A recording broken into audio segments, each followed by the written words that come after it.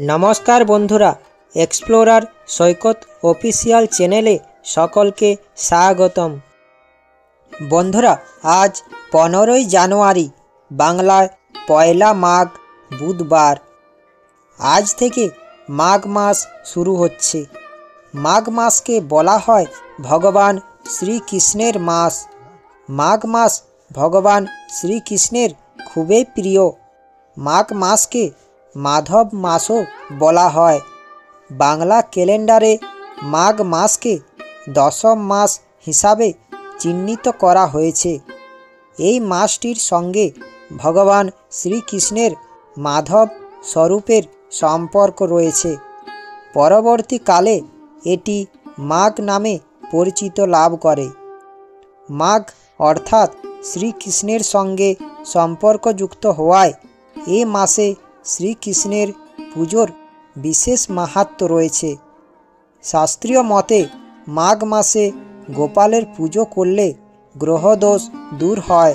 পাশাপাশি শ্রীকৃষ্ণের আশীর্বাদে সেই ব্যক্তি ধন বৈভবের আশীর্বাদ লাভ করে এবং এই মাসে মা সরস্বতীর পুজো করা হয়, তাই বাগদেবীর মাসও বলা হয়। সেই জন্য মাঘ মাস একটি গুরুত্বপূর্ণ মাস। সেই জন্য এই মাসে নানা বিষয় মেনে চলা উচিত। আজ আপনারা জানতে পারবেন মাঘ মাসের মাহাত্ম্য কথা এবং মাঘ মাসের পালনের বিষয়গুলি। মাঘ মাসের মাহাত্ম্য কথাটি শেষ পর্যন্ত শ্রবণ করুন। প্রথমে আমি আপনাদের জানাবো মাঘ মাসে পালনীয় বিষয়গুলি। শাস্ত্রীয় মতে মাঘে নিমগ্না সলিলে সুশীতে বিমুক্ত পাস্তা দিবম পয়ন্তি প্রিয়তে বাসুদেবস্য সর্বপাপানুত্তয়ে মাঘ স্নান প্রাকায়ুভেত স্বর্গলাভয়ে মাধব। পদ্মপুরাণে মাঘ মাসের মাহাত্ম্য বর্ণনা করে বলা হয়েছে, শ্রী হরিবিষ্ণু এই মাসে গঙ্গা স্নান করে যতটা খুশি হন, পূজায় ততটা সুখ পান না। কিংবদন্তি অনুসারে গৌতম ঋষি মাঘ মাসে ইন্দ্রদেবকে অভিশাপ দিয়েছিলেন। প্রায়শ্চিত্ত করতে ইন্দ্রদেব এই মাসে গঙ্গায় স্নান করেছিলেন। তারপর ইন্দ্রদেব অভিশাপ থেকে মুক্তি পান। সেই সঙ্গে মাঘ মাসে গঙ্গা স্নানের বিশেষ তাৎপর্য রয়েছে। বিশ্বাস করা হয় যে এই মাসে যে ব্যক্তি গঙ্গা নদীতে স্নান করেন তার বর্তমান ও পূর্বজন্মের পাপও ধুয়ে মুছে যায়। বিশ্বাস করা হয় যে মাঘ মাসে দেবতারা পৃথিবীতে আসেন এবং মানুষের রূপে প্রয়াগে স্নান করেন। শাস্ত্রীয় মতে বলা হয়েছে যে মাঘ মাসে প্রতিদিন সকালে সূর্যদেবকে অর্ঘ্য নিবেদন করুন এবং নিয়মিত শ্রীকৃষ্ণের পুজো করুন। মাঘ মাস শ্রীকৃষ্ণের মাধব রূপের সঙ্গে সম্পর্কিত। এতে প্রতিদিন ভগবান শ্রীকৃষ্ণের নাম পাঠ করলে ঋণ ও গ্রহ ও বাস্তুদোষ থেকে মুক্তি পাওয়া যায়। শাস্ত্রীয় মতে মাঘ মাসে যে খাবারটি খাওয়ার কথা বলা হয়েছে তা হলো গুড় ও তিল। এই পবিত্র মাঘ মাসে যদি গুড় ও তিল খাওয়া হয় তাহলে অর্থনৈতিক সমস্যা দূর হয় এবং স্বাস্থ্যে উন্নতি হয়। মাঘ মাসে করা দান স্বর্ণ দান করার সমান হয় এবং সারা মাসে অন্ন, বস্ত্র, তিল, গুড়, কম্বল, ঘি, গীতা এবং জল দান করলে ভগবান শ্রীকৃষ্ণের কৃপা লাভ করা যায় এবং কেউ আপনার দ্বারে এসে তাকে খালি হাতে ফিরিয়ে দিবেন না। এই মাসে শ্রীকৃষ্ণের পুজোর সাথে মা লক্ষ্মীর পুজো অবশ্যই করবেন এবং মা লক্ষ্মীর ব্রতকথা শ্রবণ করবেন, তাহলে সংসারে সুখ শান্তি আসে। মাঘ মাসে শ্রী বিষ্ণুর সহস্র নাম পাঠ এবং গীতা পাঠ করলে বৃহস্পতির আশীর্বাদ পাওয়া যায় এবং দাম্পত্য জীবন সুখের হয়। সেই সঙ্গে সন্তান সংক্রান্ত সমস্যাও দূর হয়।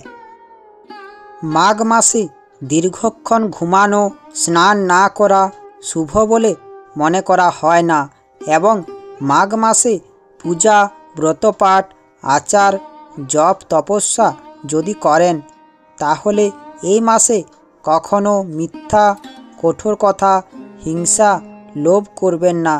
শ্রীকৃষ্ণকে প্রণাম জানিয়ে শুরু করছি মাঘ মাসের মাহাত্ম্য কথা। পদ্ম পুরাণে বলা রাজা দিলীপ উপযুক্ত পোশাক পরিধান করে জঙ্গলে শিকারের জন্য গেলেন। শিকারের জন্য তীর, ধনুক, সৈন্য সকলকে নিয়ে তিনি যাত্রা শুরু করলেন।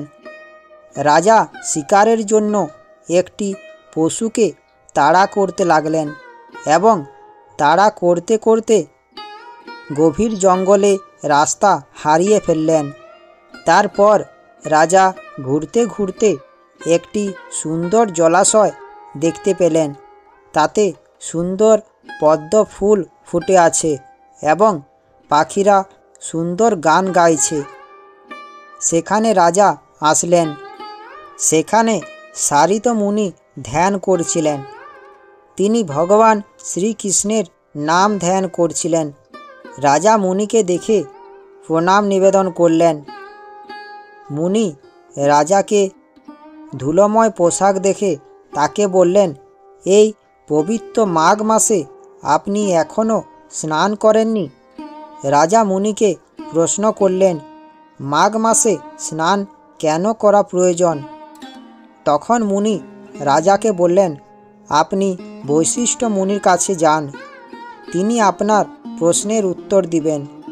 বৈশিষ্ট্য মুনি বললেন, বৈশাখ, কার্তিক এবং মাঘ এই মাসগুলো খুবই পবিত্র। এই মাসগুলিতে সকল প্রকার পূর্ণ লাভ করা যায়। অন্যদিকে একই সময়ে হিমালয়ে মণিকূট পাহাড়ে ভৃগু মুনির কাছে এক দম্পতি আসে এবং তারা কোনোভাবে পামার্থিত দিক থেকে তারা উদ্বিগ্ন। তারা মুনির সামনে বলে। ভৃগু মুনি বললেন, পুরো মাঘ মাস ভোরে স্নান করবে। মুনি আরও বললেন, পূর্ণিমাতে চাঁদ যেমন পূর্ণতা লাভ করে, তেমনি তোমার ভোরবেলায় স্নান তোমার সমস্ত পাপ থেকে মুক্তি দেবে এবং তুমি সুখী হবে। এবং এই পবিত্র মাসে শ্রীকৃষ্ণের নাম করবে, শ্রীকৃষ্ণের পুজো করবে। এই মাসে যদি পূর্ণ ভক্তি সহকারে যদি শ্রীকৃষ্ণের পুজো করা হয় তাহলে তার পূর্ণ ফল লাভ হয়। এই কথা বলে ভৃগু মুনি মাঘ মাসের মাহাত্ম্য কথা সমাপ্ত করলেন। সেই জন্য এই মাঘ মাসে সকালে স্নান করবেন এবং শ্রীকৃষ্ণের পুজো করবেন। বন্ধুরা, কৃষ্ণপ্রিয়া রাধারানীকে প্রসন্ন করা খুবই সহজ, কিন্তু কৃষ্ণের মান ভাঙানো খুবই মুশকিল। প্রচলিত বিশ্বাস অনুযায়ী শ্রীকৃষ্ণ কর্মের ভিত্তিতে ফলাফল প্রদান করে থাকেন, কিন্তু মাঘ মাসে একটি ছোট উপায়ে গোপালকে প্রসন্ন করতে পারেন। এই মাসে এক মুঠো কালো তিল শ্রীকৃষ্ণকে অর্পণ করুন। পরে সেই কালো তিলটি জলে প্রবাহিত করে দিন। এর ফলে শ্রীকৃষ্ণ শীঘ্রই প্রসন্ন হবেন এবং ভক্তদের সুখ সমৃদ্ধি আশীর্বাদ দেবেন। মাঘ মাসে শ্রীকৃষ্ণের পঞ্চপ্রচার পূজা করা উচিত।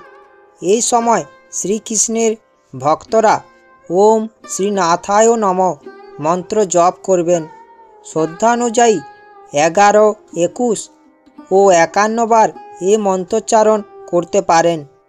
একটি নির্দিষ্ট সময়ে প্রতিদিন মন্ত্রোচ্চারণ করুন। সকাল ও সন্ধ্যা যখনই এই মন্ত্র জপ শুরু করবেন, প্রতিদিন সেই সময়ে এই মন্ত্র জপ করা উচিত। এই মন্ত্র জপের ফলে ব্যক্তি বড়সড় সমস্যা থেকে মুক্তি পেতে পারেন। আশা করি মাঘ মাসের মাহাত্ম্য কথাটি দেখে ও শুনে আপনাদের ভালো লাগবে। মাঘ মাসের মাহাত্ম্য কথাটি দেখে ও শুনে ভালো লাগলে আমার চ্যানেলটা সাবস্ক্রাইব ও লাইক করার অনুরোধ রইল। মাঘ মাসের মাহাত্ম্য কথাটি সকলের কাছে পৌঁছেও দেওয়ার অনুরোধ রইল। ধন্যবাদ।